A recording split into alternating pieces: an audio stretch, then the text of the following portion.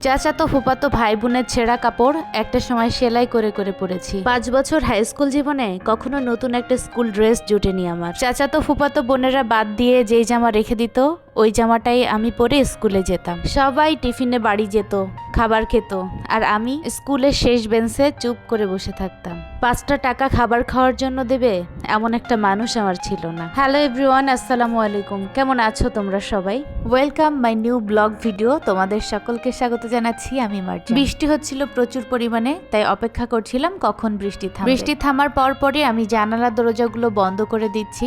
আমরা এখন বাইরে যাব কিছু কেনাকাটা করার জন্য। আজকে আমার সাথে আমার মাও আছে, তারও কিছু জরুরি জিনিস দরকার, এজন্য একসাথেই মার্কেটে যাব।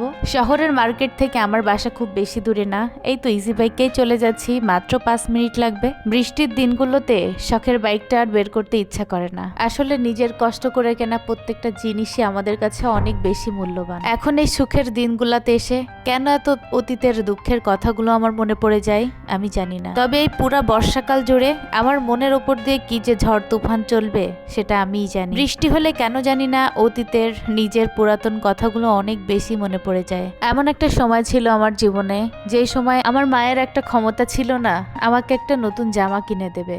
আমি সব সময় আমার চাচাতো বোন ফুফাতো বোনদের বাদ দেয়া জামাগুলাই পরতাম। তা নিয়ে আমার কখনো কোনো আফসোস ছিল না, কারণ ওই সময়টাতে অন্যের দেওয়া বাদ দেওয়া জামাগুলোর ভিতর নতুনত্ব খুঁজতাম।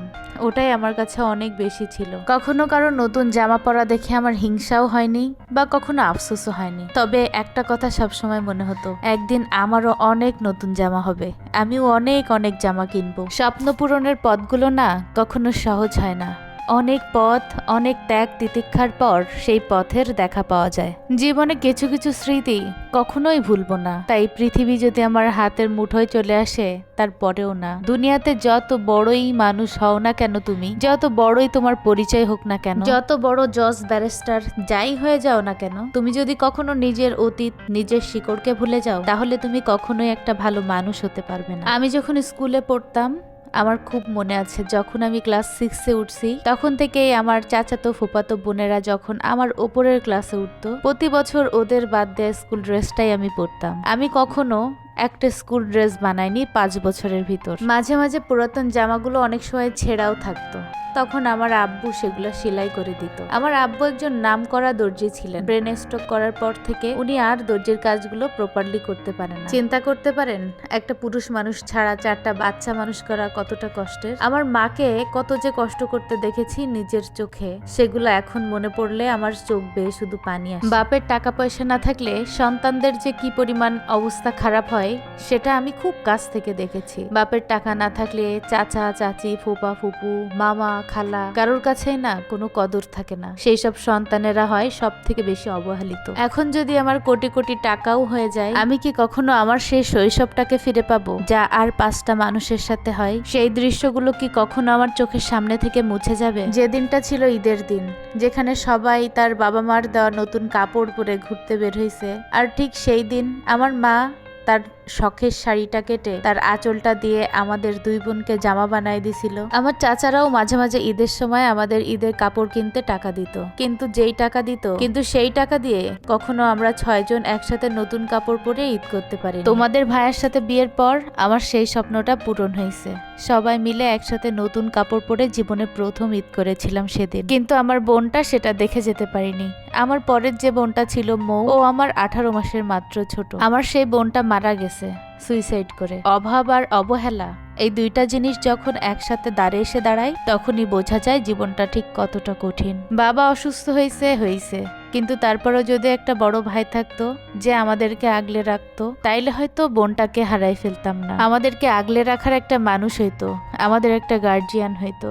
আমার মায়ের কষ্ট কিছুটা হলেও সে অন্তত মুছতে পারত। আমি ছিলাম আমার বাবা মায়ের বড় সন্তান। ছোট ছোট ভাই বোনের কত যে আবদার আর মায়ের কত যে অভাব। আমার তখন মনে হইতো আমি যদি একটু কিছু করতে পারতাম, আমার পরিবারটার হাল ধরতে পারতাম, আমি আমার মায়ের অভাবগুলো মিটাইতে পারতাম, বাবার ওষুধ কিনতে পারতাম। কত যে স্বপ্ন ছিল চোখে।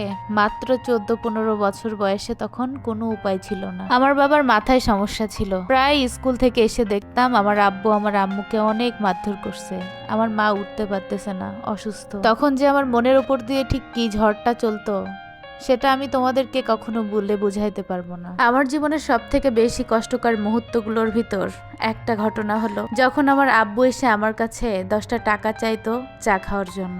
আমার যে তখন এত খারাপ লাগতো আমি বলে বোঝাতে পারবো না। যেখানে বাপের উচিত সন্তানকে টাকা দেওয়া, সেখানে সেই 14-15 বছর বয়সে আমার আব্বু যখন আমার কাছে টাকা চাইতো আমার বুকটা ফেটে কান্না আসতো। কোনো মানুষের জীবনে এরকম একটা অতীত না আসুক, এমন ছোটবেলা কারো কখনো না পার হোক। আজকে দেখো আমি কত ভালো আছি, কত আনন্দে আছি, আজকে কতগুলো জামা কিনলাম। তোমাদের ভাইয়া আমাকে সবসময় একটা কথা বলে, আমি এমন কিছু তোমাদের জন্য করে যেতে চাই যেন কখনো আমার মেয়ের ভবিষ্যৎটা তোমার ছোটবেলার মতো না হয়। টাকা পয়সার যে কি মূল্য, যে কি কদর, সেটা তোমরা কখনো বুঝতে পারবে না যতক্ষণ না তোমাদের টাকার প্রয়োজন হবে। আর যখন তোমরা অভাবে পড়বে, যখন তোমাদের অবস্থা খারাপ যাবে, ঠিক তখনই তোমরা কাছের আপন মানুষগুলাকে চিনতে পারবে। তাই বলি ভাই, টাকা কামাও।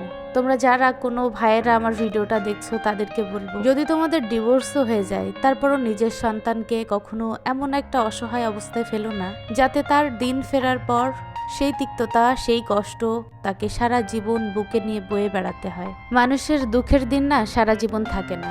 আর যদি তুমি সৎ পথের মানুষ হও, কখনো কারো ক্ষতি না করে থাকো, মানুষের ভালো দেখলে তোমার ভালোই লাগে, তবে আমি বলবো তুমি কখনোই ঠকবে না। এই দেখো এখন বাজে রাত 1:30, আর সবাইকে খাওয়াই দেওয়ার পর দেখি যে হাঁড়িতে আর ভাত নেই। যেহেতু আমার আম্মু আসছে, যেগুলো ভাত ছিল সবাইকে খাওয়াই দিছি। তারপর দেখলাম আমার অনেকগুলা ওষুধ খেতে হবে, তো বাসায় কিছু পানি ভাত ছিল সেটাই খেয়ে নিচ্ছি। এটাই অ্যাডজাস্টমেন্ট। আমার ছোটবেলা আমাকে তেমন কিছুই দেয়নি, শুধু কষ্ট ছাড়া। তবে এমন একটা জিনিস আমাকে দিয়ে গেছে যেটা আমাকে সারা জীবন লড়তে শেখাবে। আমি সব পরিস্থিতির সাথে মানিয়ে নিতে পারি, সব খাবার খেতে পারি, সব জায়গাতেই ঘুমাতে পারি, সব ধরনের মানুষের সাথে আমি চলাফেরা করতে পারি, মানুষের কথা হজম করতে পারি, অনেক ধৈর্য ধরতেও পারি। এই সব শিক্ষা আমাকে আমার জীবন দিয়েছে। হাসি মুখে জীবনের সকল লড়াই লড়ে যাওয়ার নামই জীবন। আজকের ভিডিওটা এ পর্যন্তই। সবাই ভালো থাকো, সুস্থ থাকো। আল্লাহ হাফেজ।